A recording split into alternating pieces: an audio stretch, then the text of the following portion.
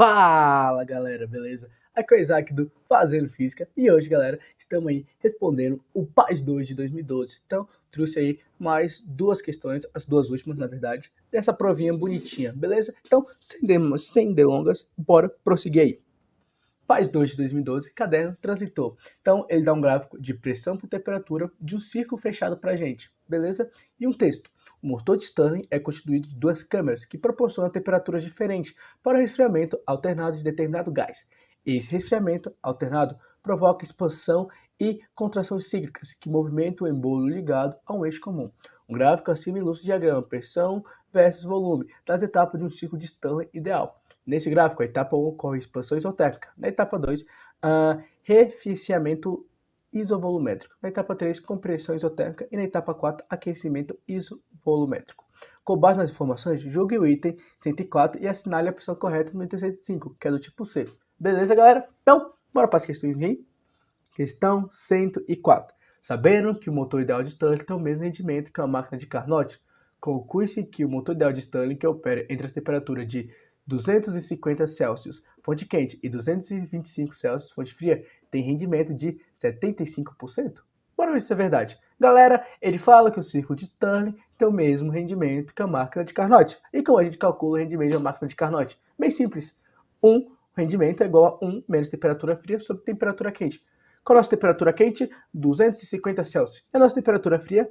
25 Celsius. Se lembre, galera, que na fórmula de rendimento a gente precisa trabalhar em kelvins. Então a gente vai transformar os dois em kelvins. E como a gente faz isso? Bem simples. Soma por 273. Beleza? Então 250 de mais 273 é igual a 523 kelvins. Tranquilo?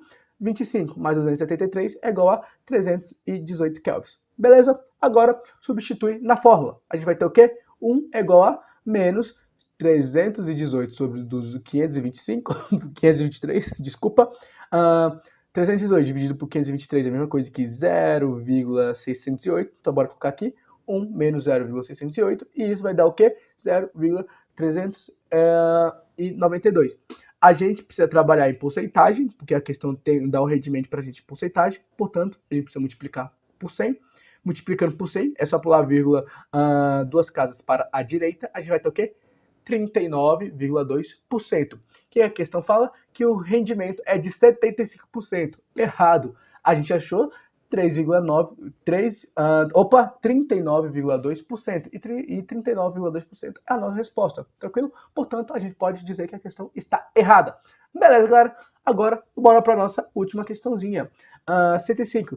Qual a opção melhor representada nas fases do ciclo de Stirling em um diagrama de temperatura por entalpia? Beleza? Então, ele dá as opções para a gente, de A até D. Beleza? Então, a gente precisa transformar o nosso ciclo de Stirling que está em pressão por volume, em temperatura por entalpia. Então, bora começar o processo?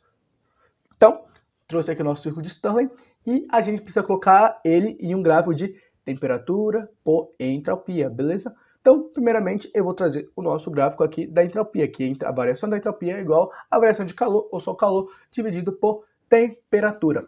Beleza, galera? Então tá, eu vou analisar caminho por caminho. Para começar pelo caminho 1, de acordo com o texto, isso é uma expansão isotérmica. Beleza, galera? O que é uma expansão isotérmica? Deixa eu aqui anotar. Uma expansão isotérmica, onde a gente vai ter um volume aumentando e uma temperatura constante. Beleza, galera? Se lembra, galera, que nesse passo a gente tem aqui a entrada de calor do nosso sistema, tranquilo? Já que calor aumenta, a entropia também aumenta, tranquilo? Então, já com a expansão isotérmica quer dizer temperatura constante, a gente vai ter uma temperatura constante, e já que está entrando calor, se lembra que nesse caminho de uma expansão isotérmica entra calor, beleza? Então, já que entra calor, a gente tem um aumento da entropia. Então, aumenta a entropia e temperatura constante, tranquilo? E como a gente vai representar isso no gráfico? Bem simples, a gente só precisa colocar uma reta aqui na vertical, tranquilo? Apontando a nossa temperatura constante. Agora, bora para o nosso caminho 2. O caminho 2 fala que é um resfriamento isovolumétrico. O que é um resfriamento isovolumétrico? A temperatura diminui, beleza? E o volume se mantém constante, tranquilo? Temperatura diminuiu, a entropia também diminui, tranquilo? Pois a variação de calor o calor vai diminuir, beleza? O calor diminuiu, a entropia diminui. Então, a temperatura diminuiu e a entropia diminuiu e a temperatura também diminuiu. Quando a nossa temperatura diminui, o calor também diminui, beleza? Então, o calor diminuiu, a entropia diminuiu. Portanto, a entropia diminuiu, o calor diminuiu. Como a gente faz isso? Bem simples. A gente faz aqui uma retinha na diagonal e apontando o caminho 2, beleza? Então, agora a gente já tem o caminho 1, o caminho 2. Falta aqui caminho 3. De acordo com o texto, é uma compressão isovolumétrica. O que é uma compressão isovolumétrica, galera? Bem simples. A gente está diminuindo a pressão na mesma temperatura, beleza? Então o volume está diminuindo, pressão aumentando. Desculpa, o volume que diminui, a pressão aumenta. E a temperatura se mantém constante. Se lembre que nessa parte a gente tem o quê? A saída do calor que entrou. Se lembre que o calor entra no caminho 1 e sai pelo caminho 3, beleza? Então a gente tem um diminuimento do nosso calor.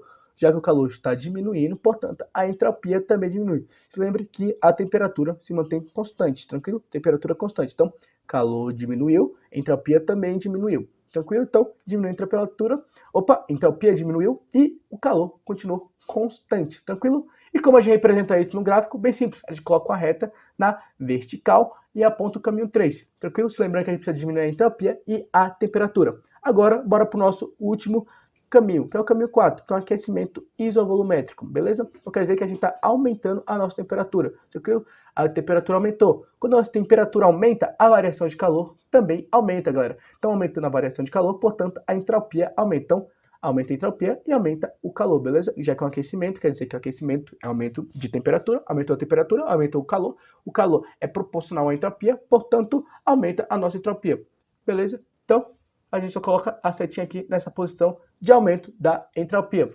Tranquilo, galera? Então, assim que ficou o nosso gráfico.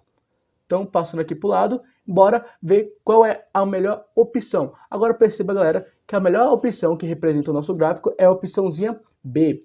Tranquilo, galera? Então, chega no caderno resposta e marca a opçãozinha B. Tranquilo? Então, nós ficamos por aqui. É nóis, valeu e falou!